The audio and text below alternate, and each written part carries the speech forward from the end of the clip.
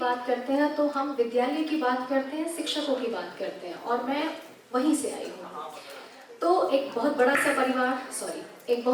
परिवार 3000 बच्चे जहाँ पढ़ते हैं,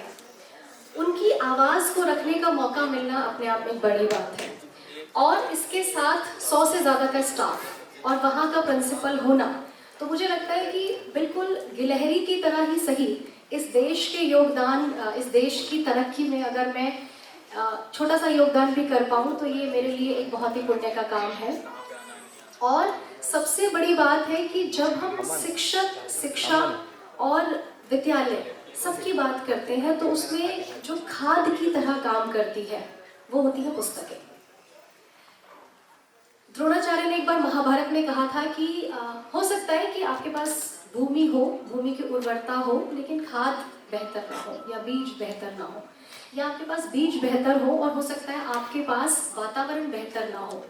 तो जब भी हम शिक्षा की बात करते हैं, गुणवत्तापूर्ण शिक्षा की बात करते हैं, तो उसमें बात आती है कि हमारे पास सब कुछ बेहतर होना चाहिए। और सब कुछ बेहतर में अगर गुणवत्तापूर्ण हमारे पास पुस्तकें ना हो तो वो किस राह पे ले जाएंगी, इसका अंदाज़ा हम लगा सकते हैं।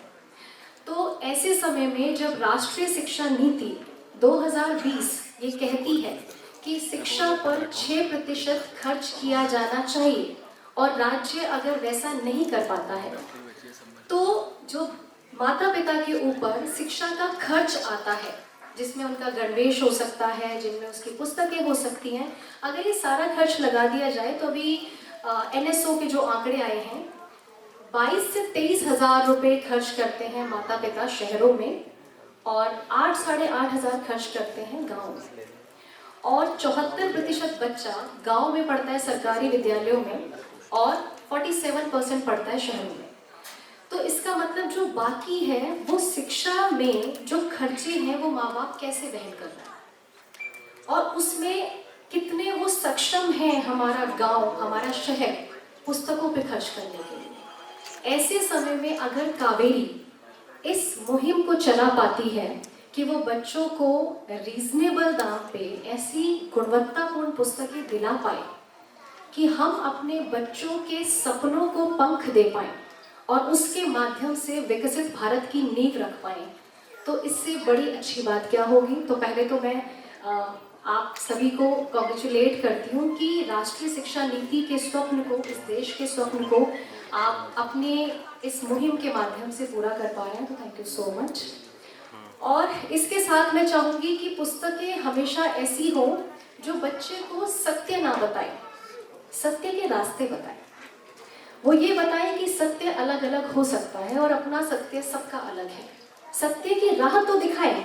लेकिन यही सत्य है, यही अंतिम सत्य है, यही पूर्ण सत्य है, ये ना बताए। ना ही ये शिक्षक का काम है और ना ही किताबों का।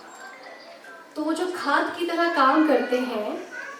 उनकी भूमिका उतनी ही होनी चाहिए कि वो बच्चे को ये बता सके कि लेट्स एग्री टू डिसएग्री, और वो ये बता पाए कि आप जो कुछ भी सोच रहे हैं बस वो विवेकपूर्ण हो, तर्कशील हो, वो किसी का नुकसान ना करता हो। वो पुस्तकें बच्चों को सहिष्णु बना पाए, वो पुस्तकें बच्चों को संवेदनशील बना पाए, वो बच्चों को ऐसा नागरिक बना पाए कि बच्चा कल को किसी से विवाद होने पे संवाद का रास्ता निकाल पाए। तो फिर से मैं यही कहूँगी कि जो आपकी ये मुहिम है इसको आप इसी तरीके से हमेशा आगे लेके जाएं ताकि हम अपने देश के सपने को पूरा कर पाएं, हम अपने बच्चों को सहिष्णु बना पाएं, हम अपने बच्चों को इस धरती को बचाने लायक बना पाएं, हम आने वाली पीढ़ी को इतना सुंदर बना के जाएं कि उन्हें लगे कि हमारे जो भी पूर्वज थे या जो भी हमसे पहली वाली पीढ़ी थी वो समझदार थी, वो संवेदनशील थी, वो जागरूक थी, वो विवेकपूर्ण थी। Thank you so much.